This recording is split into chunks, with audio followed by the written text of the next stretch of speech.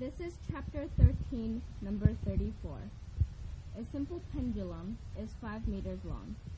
A. What is the period of a simple harmonic motion for this pendulum if it is located in an elevator accelerating upward at 5 meters per second squared?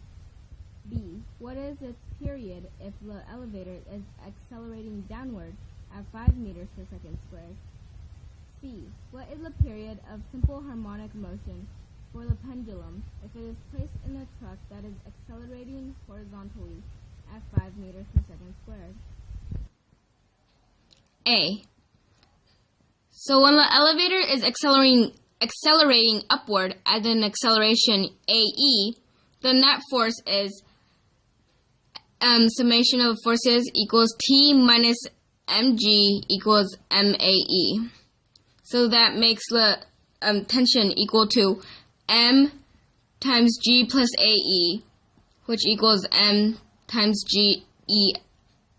GEFF, where GEFF is the effective gravity, which is also called the apparent gravity.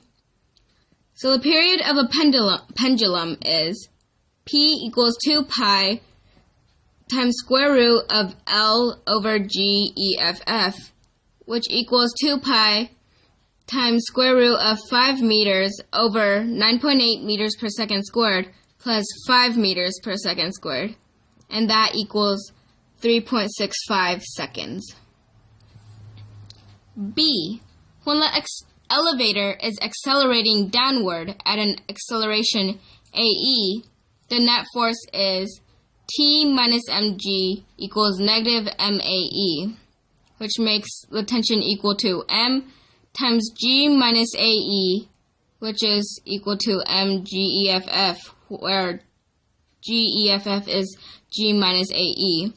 So the period of a pendulum is P equals 2 pi times square root of L over GEFF, and that equals 2 pi times square root of 5 meters over 9.8 meters per second squared minus 5 meters per second squared, and that equals 6.41 seconds. C.